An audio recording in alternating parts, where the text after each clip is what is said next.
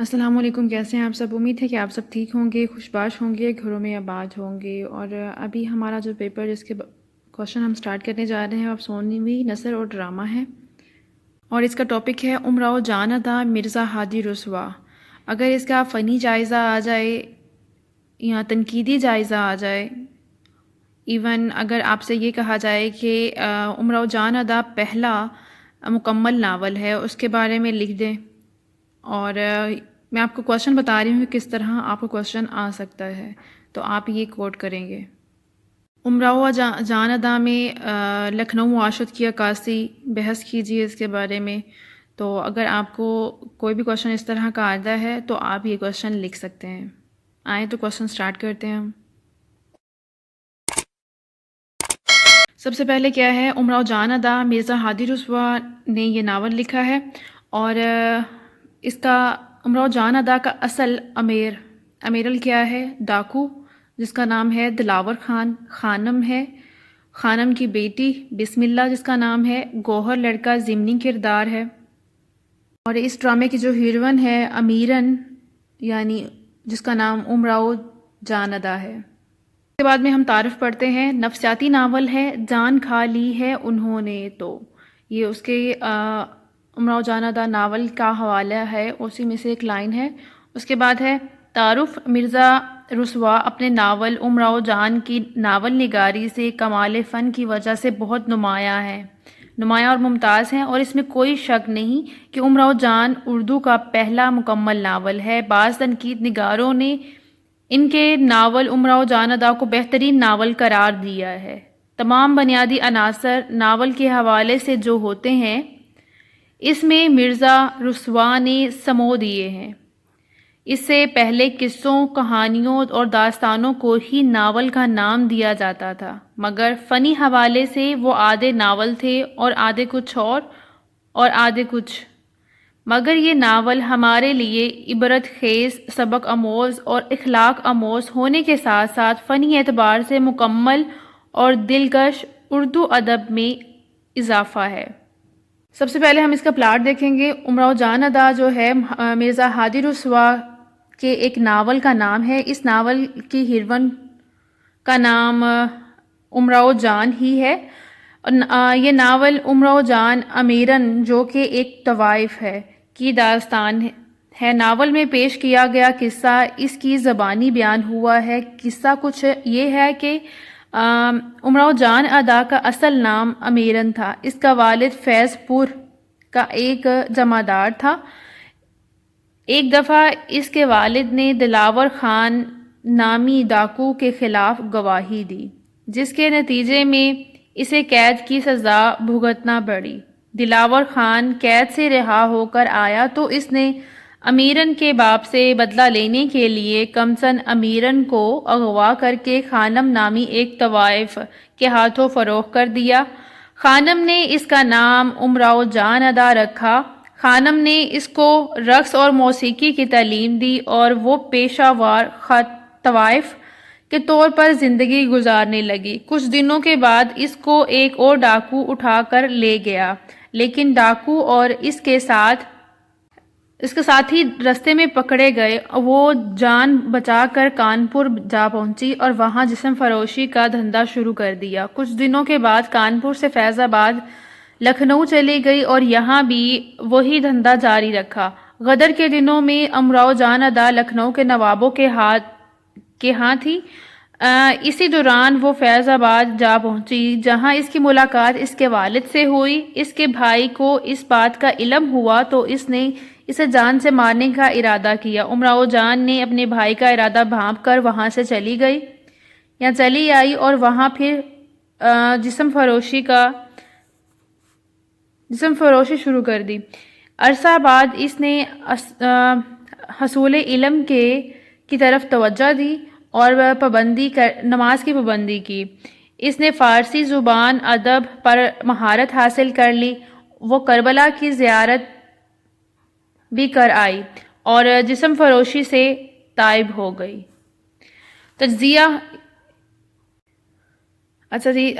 تجزیاتی مطالعہ۔ امراؤ جان ادا پیدائشی طوائف نہیں ہے۔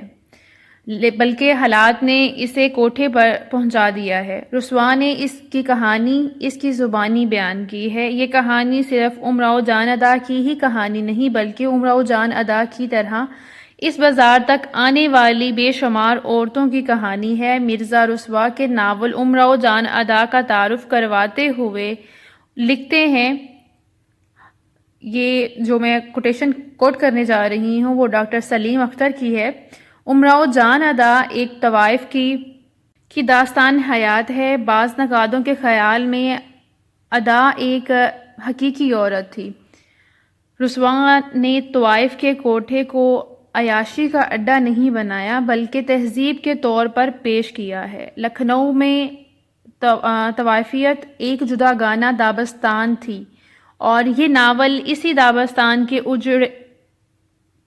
اجڑے کا قصہ ہے، مگر اس انداز سے پیش کیا گیا ہے کہ اس کوٹھے پر آنے والے مختلف افراد اپنی انفرادی حیثیت سے قطع نظر اپنی مخصوص طبقے کے نشان اور ترجمان بن جاتے ہیں۔ یوں خانم کا کوٹھا چھوٹے پیمانے پر لکھنؤ بن جاتا ہے۔ کیونکہ رسوا کو جذبات پر پورا عبور تھا، اس لیے مناظر اور افراد کو سلیقے اور قائل کرنے والے انداز میں پیش کرتے ہیں۔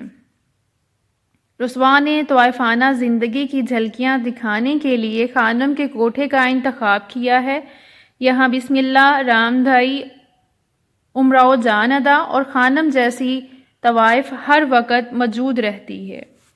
کردار نگاری ناول کی وہ خصوصیات جو زندگی کے بے ربط واقعات کو ایک مربوط لڑی میں پرو کر اور بے مقصد زندگی میں قدروں کی تخلیق کرے، اسے ناول کی حیت عطا کرتی ہے۔ وہ ناول کے کردار ہی ہیں۔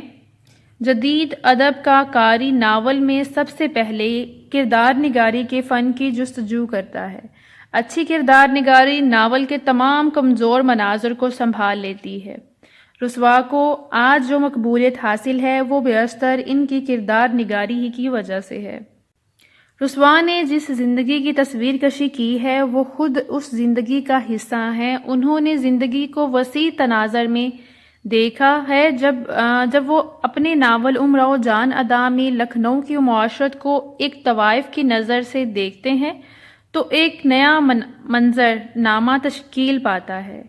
زندگی کے ایسے پہلو اور ایسے کردار سامنے آتے ہیں جن کی اصلی زندگی طوائف کے کوٹھے پر جا کر منکشف ہوتی ہے۔ رسوا لکھنؤ کی زندگی کی جزئیات سے پوری طرح واقف ہیں۔ یہی وجہ ہے کہ ان کے ناول امراؤ جان ادا میں جو بھی کردار آتا ہے وہ اس مخصوص معاشرت کے کسی نہ کسی رخ کو ہمارے سامنے لاتا ہے۔ مرزا رسوا کو کرداروں سے کام لینے اور متحرک کرنے کا فن آتا ہے۔ وہ کردار کا پورا وجود، پورا خاکہ اتار کر ہماری آنکھوں کے سامنے رکھ دیتے ہیں۔ پروفیسر عبدالسلام لکھتے ہیں، کوٹیشن کوٹ کریں گے یہاں پہ، مرزا ہادی رسوا ایک تہذیبی ناول نگار ہیں۔ انہوں نے اودھ کی تہذیب کا گہرا مطالعہ کیا۔ ان کے ہاں زندگی کو حقیقی شکل میں دیکھنے اور پینٹ کرنے کا رجحان نمایاں طور پر نظر آتا ہے۔ یہ بات اپنی جگہ مسلمہ ہے کہ رسوا نے ہمارے ناول کو حقیقت نگاری کے قریب کر دیا ہے۔ امراؤ جان ادا، ان کے کردار کے بارے میں پڑھتے ہیں۔ اس ناول کا اہم کردار امراؤ جان ادا ہے۔ اس ناول کی ہیروئن بھی کہا جا سکتا ہے۔ ساری کہانی اس کے گرد گھومتی ہے، شروع بھی اس سے ہوتی ہے اور ختم بھی اس پر ہوتی ہے۔ اس کا اصل نام امیرن ہے۔ وہ فیض آباد کی رہنے والی ہے۔ طبیعت کی نیک، مسجد میں قرآن پاک پڑھتی ہے، اپنے چھوٹے بھائی کو کھلاتی ہے اور گھر کے کام کاج میں اپنی ماں کا ہاتھ بٹاتی ہے، لیکن دلاور خان اپنی پرانی دشمنی کی بنا پر اسے اغوا کر کے لکھنؤ لے آتا ہے۔ رستے میں اس پر بڑے ظلم توڑتا ہے اور 150 روپے میں خانم کے پاس فروخت کر دیتا ہے۔ وہ موت کی منزل سے گزر کر خانم کے ہاں پہنچتی ہے تو وہ وہاں کے رنگین ماحول میں سمجھوتا کر لیتی ہے اور وہ بڑی محنت سے لکھنا پڑھنا سیکھتی ہے۔ جوان ہونے پر اسے باقاعدہ طوائف بنا دیا جاتا ہے، مگر اس کی نسوانیت زندہ رہتی ہے، وہ کسی ایک کی ہو کر جینا چاہتی ہے۔ خانم کا کردار دیکھتے ہیں۔ خانم ایک تجربہ کار اور معاملہ فہم اور اعلیٰ انتظامی صلاحیتوں کی مالک بڑی وفادار طوائف ہے۔ وہ مول تول کی کھری ہے اور موسیقی میں پوری مہارت رکھتی ہے۔ اس نے اپنی نوچیوں کے لیے تعلیم کا بہترین انتظام کر رکھا ہے، انہیں پڑھانے لکھانے کے لیے ایک مولوی صاحب مقرر کر رکھا ہے، گانے بجانے کی تعلیم دینے کے لیے علیحدہ ماہر موسیقار موجود ہے۔ شائستہ مزاجی اس کے کردار کا نمایاں وصف ہے۔ انتظامیہ سے بھی اس نے بڑے اچھے تعلقات استوار کر رکھے ہیں۔ لکھنؤ کی تمام رڈیاں اس کے زیر اثر ہیں۔ لکھنؤ کے نواب صاحب اور ان کی بیگمات خانم کی بڑی قدر کرتے ہیں۔ امراؤ جان ادا کو جب دلاور خانم کے پاس لاتا ہے تو اس وقت کی گفتگو، اس کے ماحول اور مول تول کا انداز، اس کا لہجہ، اس کا انداز، یہ سب کچھ اس کی شخصیت کا آئینہ دار ہے۔ فیضو کا کردار دیکھتے ہیں۔ فیضو بھی اس ناول کا ایک اہم کردار ہے۔ وہ ایک ڈاکو ہے مگر دل شریف اور با اخلاق انسان ہے۔ وہ امراؤ جان ادا کی سادگی، شائستہ مزاجی اور سلیقہ مندی کے باعث اس سے محبت کرنے لگتا ہے، اور جب وہ کچھ دنوں کے لیے اپنے گاؤں جانا چاہتا ہے تو خانم سے درخواست کرتا ہے کہ وہ کچھ دنوں کے لیے امراؤ کو اس کے ساتھ بھیج دے، جتنی رقم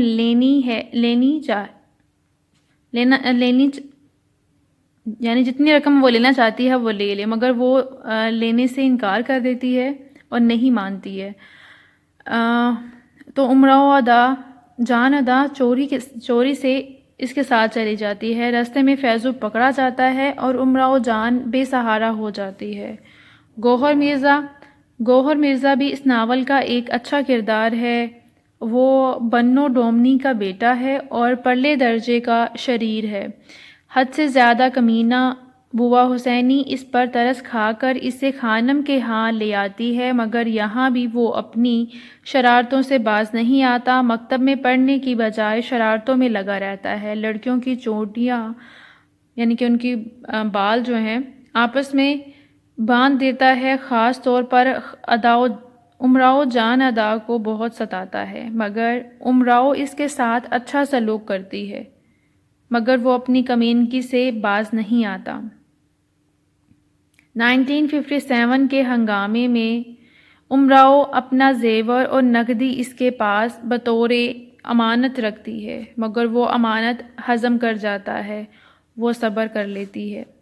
منظر نگاری ناول چونکہ زندگی کا عکس ہوتا ہے اور زندگی کو پوری طرح تصویر کرنے کے لیے کرداروں کے ساتھ ساتھ منظر نگاری کے فن کی بھی ضرورت ہوتی ہے، کیونکہ ناول نگار جس تہذیب و تمدن اور خطہ کی زندگی بیان کرتا ہے، اسی کے خد و خال منظر نگاری کے ذریعے ہی نمایاں ہو سکتے ہیں۔ بہترین منظر نگاری وہ ہوتی ہے کہ قاری پڑھ کر خود کو اس زمانے اور ماحول میں چلتا پھرتا محسوس کرے، اور یہ اسی وقت ممکن ہے جب ناول نگار منظر کو اپنی پوری جزائیت کے ساتھ پیش کرے، اور یہ امر گہرے مشاہدے کا متقاضی ہوتا ہے۔